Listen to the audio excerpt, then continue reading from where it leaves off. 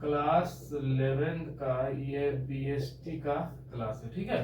तो क्लास 11 में बीएसटी में हम लोग क्या पढ़ते हैं, तो समझिए कि क्लास 11 के बीएसटी में आप लोगों का चैप्टर है बिजनेस, ट्रेड एंड कॉमर्स, ठीक है। ये आप लोग का सबसे पहला चैप्टर रहेगा, बिजनेस, ट्रेड एंड कॉमर्स। तो बिजनेस, ट्रेड एंड कॉमर्स में हम लोग ये पढ़ने वाले हैं कि बिजनेस क्या होता है, ट्रेड क्या होता है और कॉमर्स क्या होता है, ठीक है। जो आजकल के डेट में हम लोग ई कॉमर्स जिसको हम लोग बोलते हैं। तो समझिए कि सबसे पहले हम लोग पढ़ेंगे बिजनेस के बारे में। अब व्यापार का अगर डेफिनेशन दिया जाए तो बिजनेस जो वर्ड डेराइव्ड है, ये डेराइव्ड होता है वर्ड बिजी से, ठीक है। किससे डेराइव होगा, बिजी से होगा, ठीक है। क्यों, क्योंकि बिजनेस में आमतौर में यही देखा जाता है कि लोग क्या रहते हैं, बहुत ज्यादा बिजी रहते हैं, तो बिजनेस रहता है, ठीक है। क्योंकि इनको प्रॉफिट अर्न करना है, तो प्रॉफिट अर्न करने के लिए उनके घंटों काम और सालों की मेहनत होती है, तब जाके वो लोग क्या करते हैं, प्रॉफिट को अर्न करते हैं। तो बिजनेस का मतलब बिजी रहना होता है। अब जो बिजनेस है आपका, सपोज कीजिए कि एक बिजनेस अगर आप लोग स्टार्ट कर रहे हैं, तो बिजनेस जो स्टार्ट होता है और जो खत्म होता है वो कहाँ पर होता है, बिजनेस स्टार्ट और एंड होता है। स्टार्ट होता है वो प्रोडक्शन से, ठीक है, और एंड होगा वो कंजम्पशन से। स्टार्ट होता है प्रोडक्शन से, गुड्स को बनाने में, और एंड होता है कंज्यूमर के कंजम्पशन से। ये दोनों ही मिलके इकोनॉमिक एक्टिविटी क्रिएट करते हैं।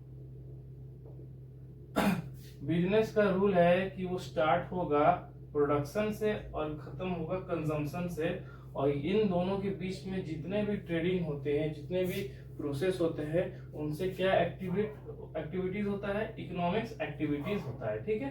अब इकोनॉमिक एक्टिविटीज को अगर हम बोले तो क्या बोल सकते हैं, तो सबसे पहला इकोनॉमिक एक्टिविटी होता है जो आपके बिजनेस में होगा, वो होता है एक्सचेंज। सबसे पहला होगा एक्सचेंज, मतलब कि जब कोई सेलर सामान को बेचता है और कंज्यूमर सामान को खरीदता है, तो वो दोनों एक्सचेंज करते हैं। कंज्यूमर लेता है गुड्स और सेलर रहता है उसके बदले में जो टर्म्स ऑफ मनी होते हैं, जो उनका वैल्यू होता है, प्राइस होता है, उनको वो लेता है, तो ये एक्सचेंज कहलाता है, ठीक है। दूसरा होता है आपका डिस्ट्रीब्यूशन से, डिस्ट्रीब्यूशन, ठीक। डिस्ट्रीब्यूशन का मतलब जब गुड्स को मार्केट में डिस्ट्रीब्यूट करते हैं, बेचते हैं, तो उसे हम डिस्ट्रीब्यूशन बोलते हैं। क्यों, क्योंकि मार्केट में हमको पहले गुड्स को क्या करना है, डिस्ट्रीब्यूट करना है।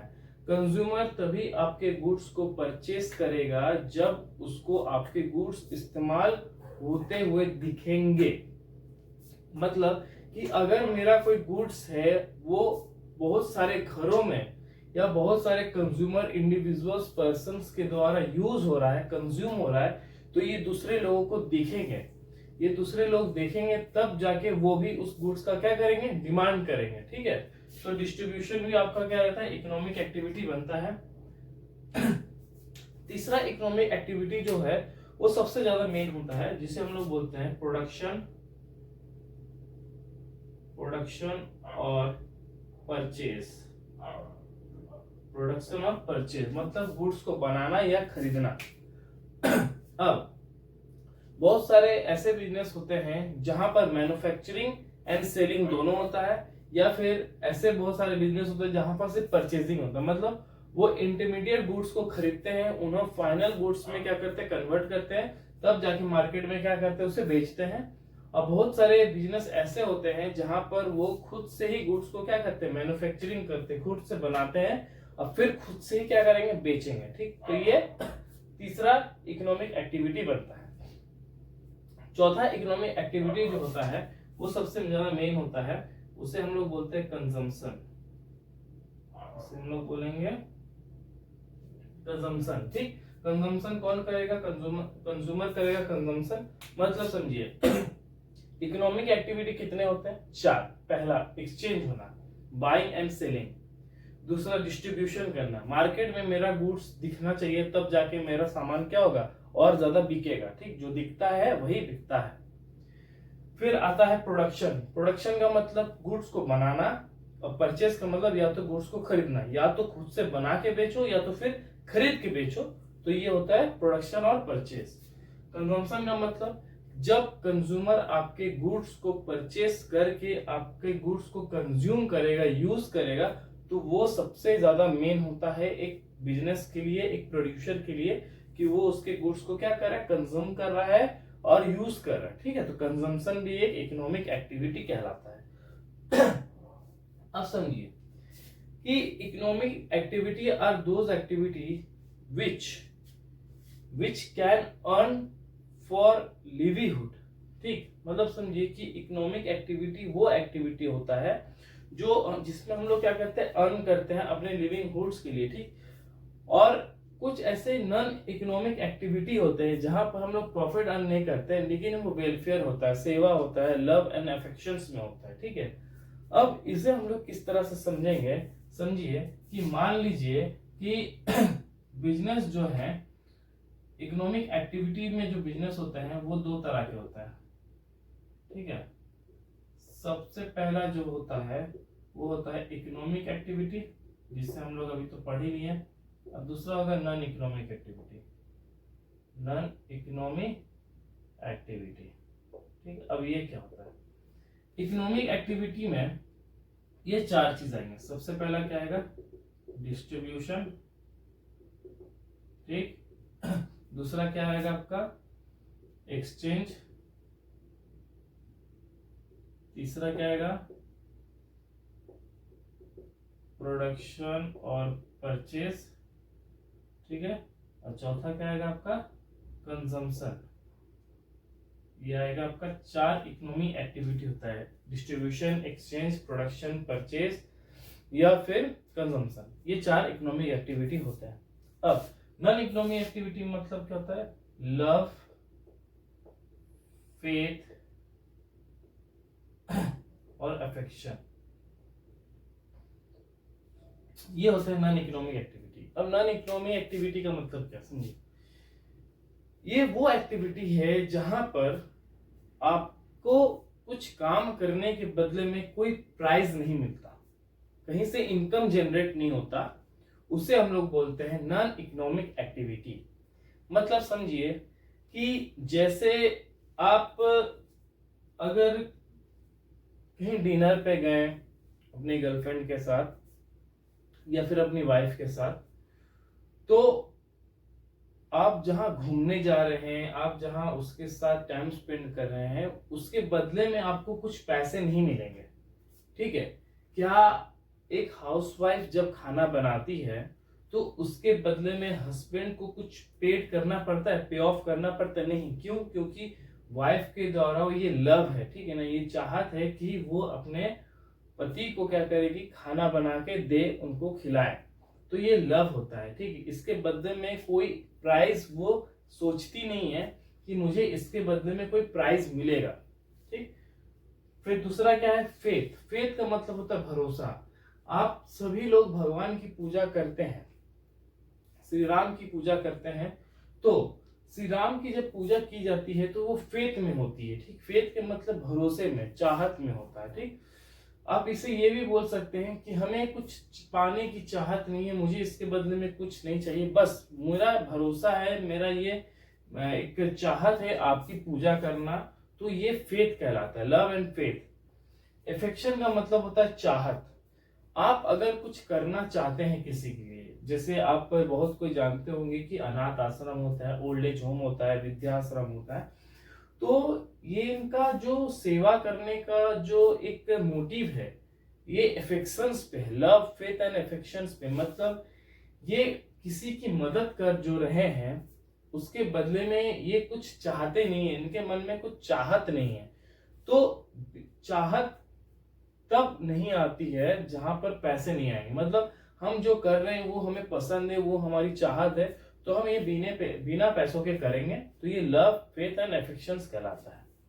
अब अगर हम दूसरा एग्जांपल में समझे कि अगर किसी बुजुर्ग को आप रोड क्रॉस कराते हैं, तो आप उसके बदले में उनसे पैसा डिमांड नहीं करते, प्राइस डिमांड नहीं करते। दूसरा, अगर कोई व्यक्ति आपके सामने गिर गया, जिसे चोट लगी है, तो आप उसे जाके उठाते हैं, उनका थोड़ा आप हेल्प करते हैं, सेवा करते हैं, ठीक है। तो ये जो होता है वो लव, फेथ एंड अफेक्शंस पे होता है, ठीक। इनके बदले में आप कुछ चाहते नहीं है कि आपको कुछ मिले, इनसे आप प्राइस का डिमांड नहीं करते हैं। तो ये नॉन इकोनॉमिक एक्टिविटीज क्रिएट होता है, जहां पर आप किसी बेगर को, किसी भिखारी को आप कुछ पैसों की मदद या किसी फूडिंग की मदद कर दें, तो वहां पर भी आप प्राइस की डिमांड नहीं करते। क्यों? क्योंकि आपका ये लव, फेथ एंड अफेक्शंस पे आता है, तो ये नॉन इकोनॉमिक एक्टिविटीज होता है। लेकिन जहां पर आपको प्राइज मिल रहा है और जहां पर आप उसके लिए कुछ काम कर रहे हैं, तो ये आपके लिए इकोनॉमिक एक्टिविटीज होगा। क्यों? क्योंकि वहां पर प्राइज आ रहा है, ठीक है। वहां पर क्या आ रहा है?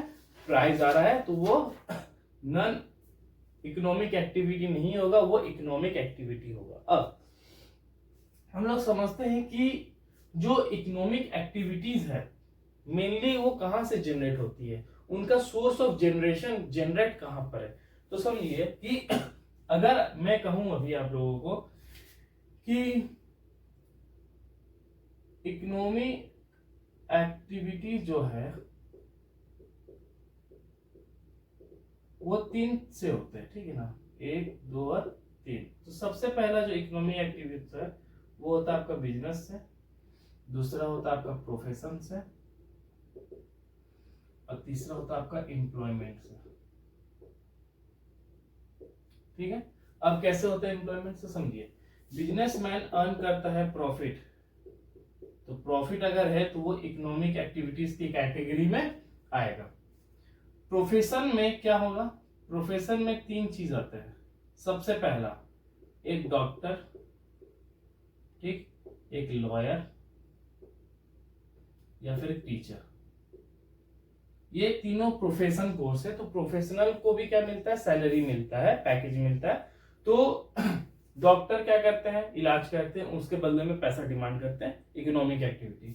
लॉयर केस लड़ता है, उसके बदले में पैसा डिमांड करता है, इकोनॉमिक एक्टिविटी। टीचर पढ़ाता है, उसके बदले में पैसा डिमांड करता है, ये भी इकोनॉमिक एक्टिविटी है, ठीक। बिजनेसमैन क्या करता है? प्रॉफिट जनरेट करता है, तो इकोनॉमिक एक्टिविटी है। एम्प्लॉय जो है, एम्प्लॉय क्या करेगा? एम्प्लॉय करेगा जॉब, जॉब करेगा तो जॉब से उसको क्या मिलेगी? उसको मिलेगी सैलरी। तो सैलरी भी एक इकोनॉमिक एक्टिविटी है। एक एम्प्लॉय जब कंपनी में अपना टाइम स्पेंड करता है, अपना वक्त देता है, तो उसके बदले में उसको सैलरी मिलती है। तो मैंने वक्त दिया, उसके बदले में मुझे सैलरी मिली, तो ये इकोनॉमिक एक्टिविटी हुई, ठीक है। नॉन इकोनॉमिक एक्टिविटी क्या होती है? जहां पर आप किसी के प्यार मोहब्बत से करते हो, जैसे पापा ने आपको कुछ बोल दिया तो आप करोगे। आप पापा से पैसों की डिमांड नहीं कर सकते, पैसे मिलेंगे नहीं, ऊपर से चपेट मिलेगी, ठीक है। तो वो लव हुआ।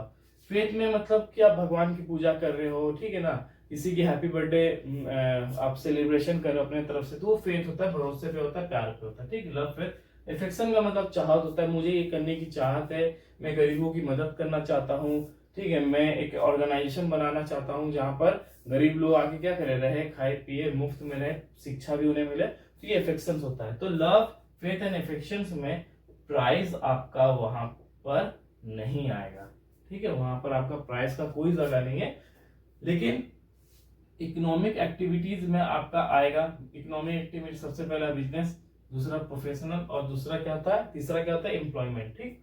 तो ये सब आपका इकोनॉमिक एक्टिविटी होता है। तो ये था आपका बिजनेस का एक छोटा सा डेफिनेशन, ठीक। डिस्क्रिप्शन बॉक्स में मैं बिजनेस की जो डेफिनेशन होती है वो मैं डाल दूंगा, तो आप लोग क्या कर सकते हैं, एग्जाम में इजीली समझ सकते हैं। आई होप आप लोगों को ये क्लास समझ में आया होगा। क्लास थोड़ा बड़ा नहीं है, रीजन बीएसटी है, बीएसटी को ज्यादा आप लोग समझ के पढ़िएगा तो आप अपने हिसाब से भी आंसर को लिख सकते हैं, ठीक है। तो जाते जाते मैं आप लोगों को बस इतना ही बोलूंगा कि लाइक, शेयर एंड सब्सक्राइब जरूर कर दे। आई होप कि आप लोगों को बीएसटी का 11th क्लास समझ में आया होगा। अगर आप लोगों को कुछ भी प्रॉब्लम हो तो आप मेरे कमेंट बॉक्स में जरूर बता सकते हैं मुझे, तो मैं नेक्स्ट वीडियो में उसके ऊपर ज्यादा ध्यान दूंगा, आप लोगों की सारी प्रॉब्लम्स को मैं सॉल्व कर दूंगा। तो जाते जाते लाइक, शेयर एंड सब्सक्राइब जरूर कर दीजिएगा मेरे दोस्तों, ताकि मैं आप लोगों के लिए इसी तरह से क्लास को क्या कर सकूं, अपलोड कर सकूं। तो आज के लिए इतना ही।